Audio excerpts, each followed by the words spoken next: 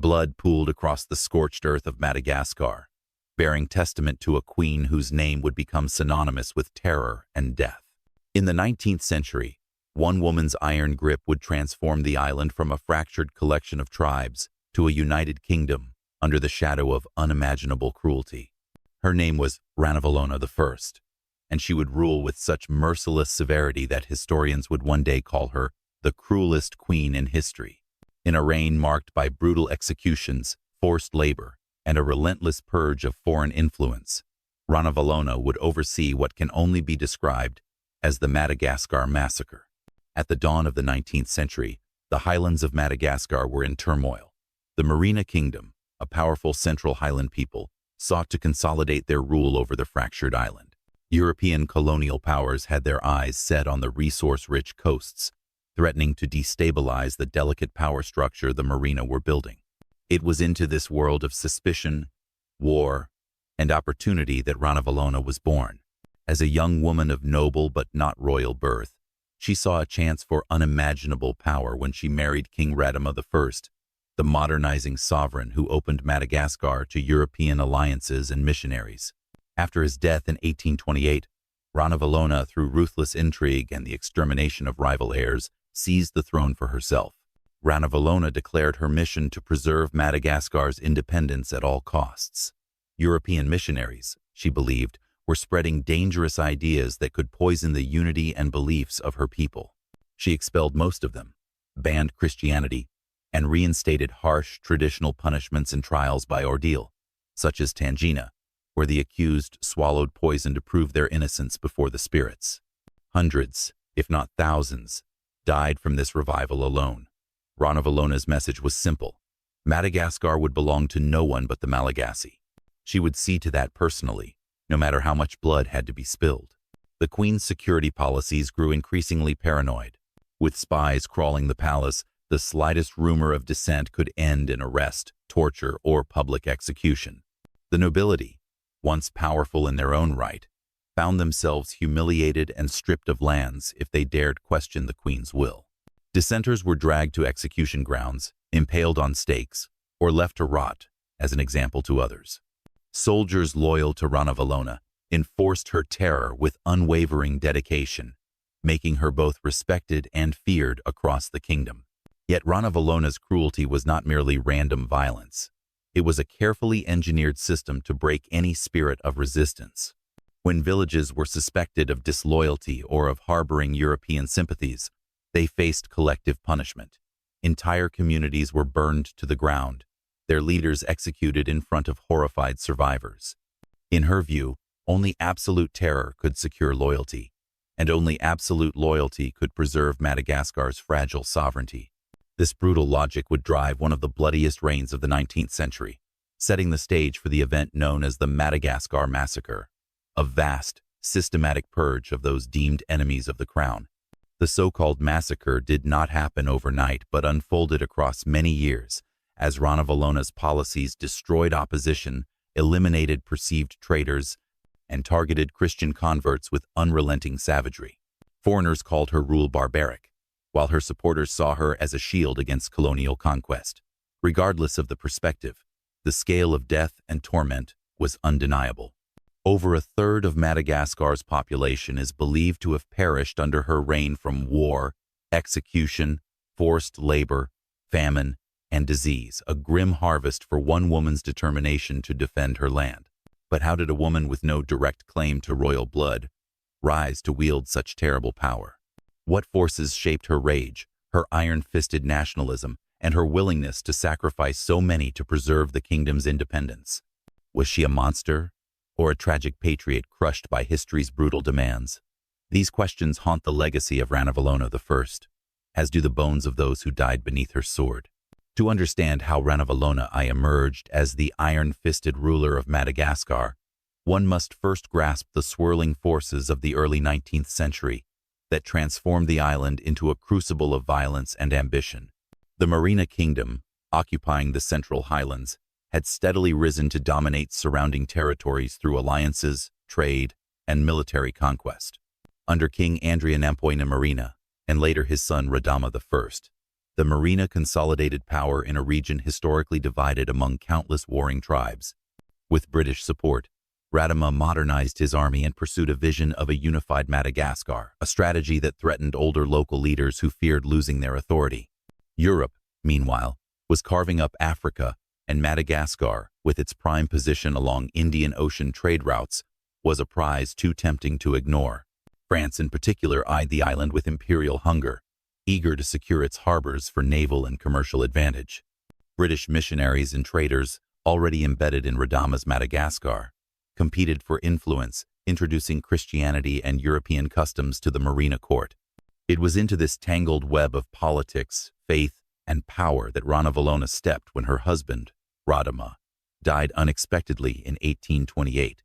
According to tradition, Ranavalona should never have been crowned. She was a noble's daughter, married into the royal family, but with no direct blood claim. Yet she was fierce, determined, and had forged key alliances within the court's military factions. As Radama's death left no direct heir, rival princes schemed to claim the throne. Ranavalona, unwilling to lose everything, took swift, merciless action.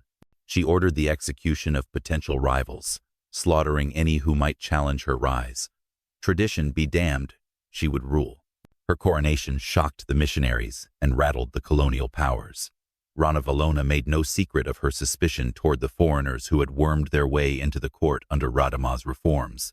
She saw Christianity as a dangerous force undermining traditional Malagasy identity, and she despised how Europeans dictated terms of trade and politics as if Madagascar was already theirs. Ranavalona understood one harsh truth. If she showed weakness, the foreigners would devour her land. Almost immediately, she reversed Radama's reforms. Missionaries were expelled or forced underground, their Malagasy converts hunted like criminals. Christian worship was declared illegal, punishable by torture or death. Foreign advisors were driven out. Ranavalona restored ancient rites, reinstating Tangina poison trials as a sign that only the ancestral gods could judge innocence. Her punishments became legendary. Those who refused to renounce Christianity faced forced labor, mutilation, or impalement. Her military campaigns were equally pitiless. Ranavalona sent armies to crush rebellion in the southern regions, slaughtering whole villages suspected of resisting Marina rule. The devastation was staggering. Reports tell of entire valleys emptied of people, their homes put to the torch. The survivors marched north as captives or left to starve. To Ranavalona, this was not cruelty for its own sake, but a way to forge unity through terror. Behind her fierce nationalist policies lurked an even more personal motive: fear. She knew how fragile her position was. As a woman without royal blood, constantly threatened by jealous nobles and European-backed conspirators, she trusted no one. To maintain her throne, she had to rule with such ruthless force that no one dared defy her. But Ranavalona's efforts were not merely defensive. She believed in a glorious, fully sovereign Madagascar, untouched by colonial exploitation, strong enough to resist the storms battering the rest of Africa. In her mind, her violence was a patriotic act, the price of independence. She refused any treaties that would weaken her power, even at the cost of thousands of lives. The Europeans, horrified, described her reign as savage and insane, but her supporters among the Marina elite saw something else: a queen who would die rather than bow to a foreign master. Her vision of Madagascar was a fortress, sealed by blood, where no white man's religion or law would ever reign. As the 1830s wore on, Ranavalona's grip tightened. Her reign of fear evolved into a systematic purge of Christian converts, suspected traitors, and any who resisted her commands. These purges, accompanied by mass executions and forced relocations, laid the foundation for what would later be called the Madagascar Massacre. As the 1830s gave way to the 1840s, Ranavalona's reign passed from harsh to outright apocalyptic. The mechanisms of terror that she had so carefully constructed became an unstoppable juggernaut, consuming not only her enemies but the very soul of Madagascar itself. Her hatred of Christianity metastasized into a full-scale extermination campaign. Secret police scoured villages for hidden converts. Priests were burned alive, and entire congregations were forced to publicly renounce their faith or face grotesque punishments. Families who refused to betray their beliefs were torn apart, parents executed, children sold into slavery, their homes reduced to ashes. Ranavalona's methods grew more creative and horrifying. One of her most feared punishments was to march suspected traitors and Christian converts along cliffs, forcing them to leap to their deaths or be hurled off by soldiers. Others were thrown into pits of boiling water or bound and left to starve in public squares. The Queen's enforcers carried out these executions with chilling theatricality, making sure that witnesses would be too terrified ever to think of rebellion. But this bloodlust was not limited to Christians alone. Ranavalona saw conspiracies in every corner of her kingdom. If an entire village was accused of harboring a few traitors, she made no distinction. The punishment was collective. Crops were burned, water sources poisoned, the survivors forcibly relocated or slaughtered. Resistance, however small, was met with extermination. Foreign observers wrote in horror of the endless tide of bodies and smoke-blackened fields that marked the wake of Ranavalona's army. Ironically, the very policies designed to protect Madagascar from foreign subjugation began to weaken the island from within. Ranavalona's persecution of Christians alienated many of the most educated and skilled Malagasy, who had trained with European teachers and craftspeople. Her relentless purges decimated the ranks of merchants, interpreters, and military officers, the very people who could have helped modernize and defend her kingdom. But Ranavalona refused to see this. In her eyes, compromise was worse than death. Meanwhile, famine and disease swept through the land, fueled by the forced relocations and scorched earth campaigns. Harvests failed where villagers had been driven off or executed. Infrastructure crumbled, and trade networks collapsed under the pressure of constant warfare. Hundreds of thousands starved to death in a kingdom that had once been a thriving center of rice production. Foreign envoys attempted to intervene, offering alliances or trade deals to end the horror. Ranavalona met them with cold defiance. She refused any concessions, and in one famous incident, had a group of French envoys subjected to the same deadly Tangina ordeal as common criminals. Few survived. In this atmosphere of absolute terror, no one was beyond suspicion, and even Ranavalona's closest generals trembled before her. And yet, she maintained a strange popularity among certain sectors of the Merina nobility. These elites benefited from their proximity to power, and they saw the Queen as a living embodiment of their resistance to colonial domination. They praised her as the protector of the Malagasy, a queen who would sacrifice everything, even her people, to preserve the island's independence. To them, her brutality was a regrettable necessity in the face of a world that devoured weaker nations without a second thought. Still, there was no denying the scale of the horror. By the late 1840s, estimates suggest that up to one-third of Madagascar's entire population had been wiped out by executions, famine, forced labor, or disease under Ranavalona's reign. It was a cataclysm that left entire provinces empty of life, with only the charred remains of villages to mark where communities had once flourished. This was the height of what would later be called the Madagascar Massacre. Not a single event, but a rolling tide of death that spanned 2 decades, reshaping the very soul of the island. Ranavalona had achieved her vision of total sovereignty, but at the price of a land soaked in the blood of its own children. The engine of Ranavalona's terror ran on fear, ritual, and a calculated understanding of psychological warfare. Among her most terrifying tools was Tangina, an ordeal so cruel that even her foreign contemporaries could scarcely comprehend it. Rooted in ancient Malagasy tradition, Tangina involved forcing the accused to consume the poison from the Tangina nut, then swallow 3 pieces of chicken skin. If they vomited up all 3 skins and survived the toxin, they were declared innocent in the eyes of the ancestors. If they failed, as most did, death followed swiftly. Under Ranavalona, Tangina was resurrected with a savage zeal, transforming what had once been a religious ordeal into a systematic instrument of state terror. The sheer scale was staggering. In some years, tens of thousands were subjected to Tangina, and entire communities watched their loved ones collapse in agony, judged guilty by the poison's merciless verdict. The Queen's justice left no space for doubt, and those who survived were left physically broken and spiritually marked. Through this ritualized horror, Ranavalona hammered the lesson home. Only total submission could spare one's life. Her punishments extended far beyond Tangina. Torture took many forms in her kingdom: flogging, starvation, mutilation, public beatings. Soldiers paraded captives through city streets, then executed them before weeping crowds. Executions were staged like grim theater, intended to brand an image of helplessness and dread into every onlooker's mind. It was no accident that these punishments were carried out in public squares or along busy roads. Ranavalona wanted her power to be seen and feared. Even more chilling was her use of forced labor.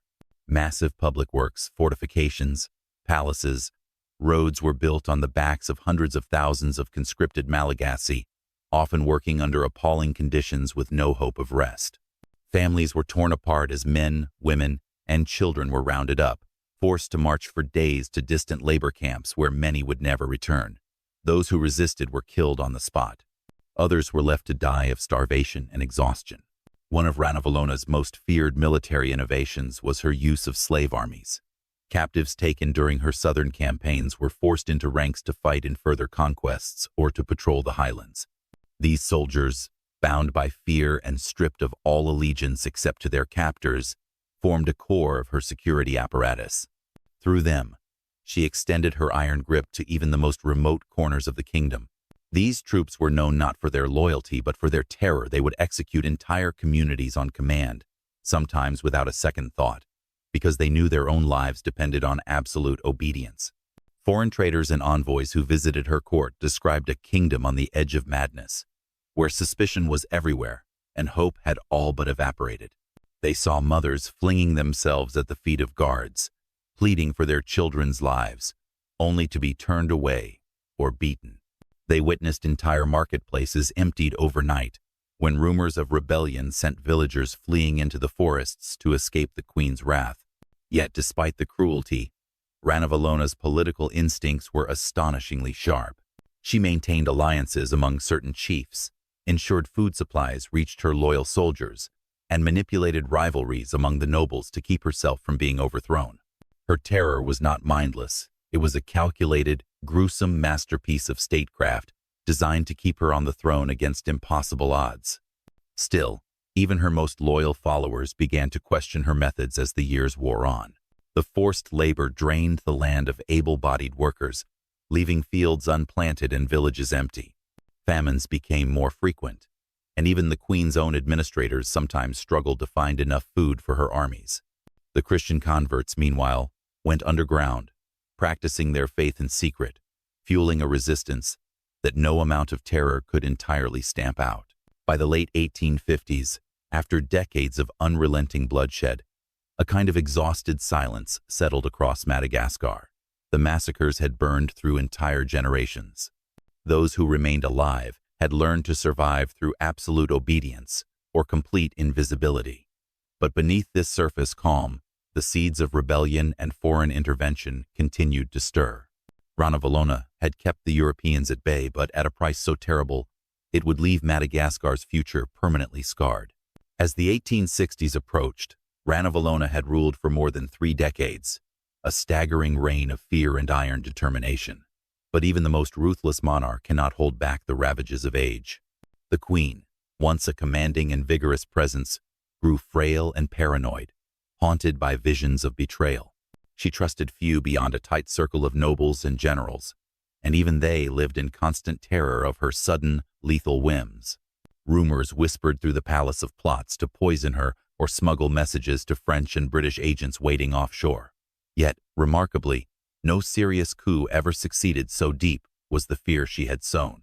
Despite her physical decline, Ranavalona's grip on power did not truly loosen. She continued to enforce Tangina trials, to send out soldiers against suspected rebels, to drive Christian converts into hiding. Her health failed, but her policies remained as pitiless as ever. If anything, her twilight years seemed even darker, as though she was determined to crush any flicker of resistance before death claimed her. In a final wave of purges, she executed dozens of officials, accusing them of conspiring to welcome European control after her death. But the world around her was changing. European colonial ambitions grew more aggressive, and her own son and heir, Rakoto, a man educated under the missionaries she had once expelled, began to see that his mother's brand of absolute isolation could not survive. Secretly, he made contact with French and British representatives, promising reforms and better relations in exchange for their support. Ranavalona never fully uncovered his betrayals, though she suspected him enough to have him carefully watched. Rakoto walked a tightrope between loyalty and open rebellion, knowing that any misstep could mean his head on a pike. By 1861, the queen was visibly dying, wasting away. Her once fierce voice reduced to a hoarse whisper, she became a ghostly figure within the palace, wrapped in layers of silk, surrounded by fearful servants who dared not speak above a murmur. She clung to life, unwilling to release her grip on the kingdom she had forged in blood, but time was merciless even to her. Ranavalona died that same year, after a short, bitter illness, and with her final breath, she left behind a kingdom broken by decades of terror. Her funeral was an elaborate spectacle, mixing traditional Marina rites with the ceremonial grandeur she had loved in life. Thousands gathered, many out of obligation rather than devotion, to watch her body interred with the honors of a sovereign who had kept the foreigners at bay but at a horrifying cost. The transition of power fell to Rakoto, who took the throne as Radama II. He moved quickly to reverse many of his mother's policies, inviting missionaries back, legalizing Christianity, opening trade, and reaching out to European governments. Where Ranavalona had ruled through fear, Radama II tried to govern through diplomacy and modernization. Yet the scars of her reign ran deep, and many Malagasy were too traumatized or too wary of foreign motives to trust this sudden pivot. The very people who had survived Ranavalona's purges now struggled to rebuild families, farms, and communities haunted by memories of loved ones lost to execution or starvation. Outside Madagascar, historians and colonial observers tried to make sense of the queen who had resisted European conquest with such monstrous ferocity. Some painted her as a savage tyrant, consumed by madness and bloodlust. Others saw a tragic patriot, forced by history's merciless tides to protect her island with unspeakable cruelty. The truth is somewhere between. Ranavalona was a nationalist whose dream of an independent Madagascar demanded sacrifices too terrible for any people to bear. In the years that followed, her legacy continued to poison relations between Madagascar and the colonial powers. French agents, in particular, never forgot her humiliating rejection of their envoys and the Tangina ordeal that killed so many. When they returned decades later to colonize the island, they did so with a vengeful zeal, eager to erase the memory of the queen who had once defied them. But among certain Malagasy circles, even today, there remains a strange respect for Ranavalona. They remember her as the mother of independence, a queen who refused to bow, no matter how many stood against her.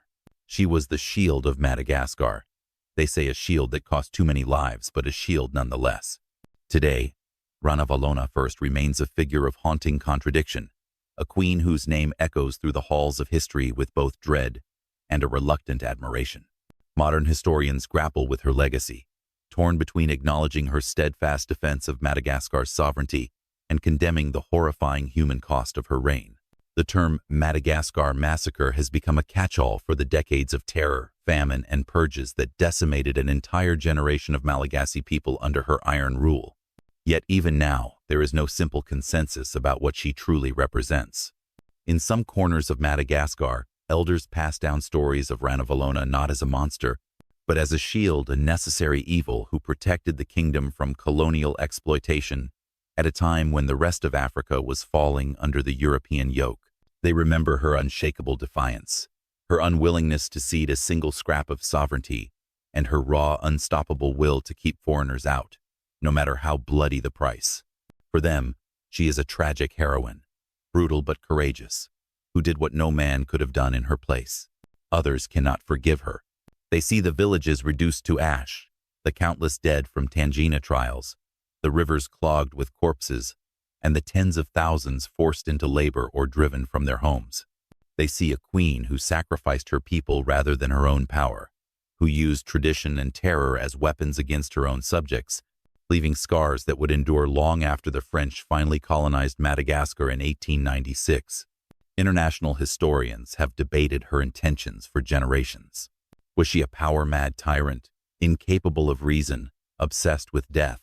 Or was she a cunning nationalist, fully aware that a show of merciless strength was the only language Europeans respected at the time. Could a woman of her station have preserved any independence for Madagascar without demonstrating a willingness to use such horrific violence? These questions remain open, with scholars producing volumes of research, memoirs, and diplomatic dispatches trying to piece together the truth behind her bloody reign. One undeniable fact emerges. Ranavalona, I changed Madagascar forever.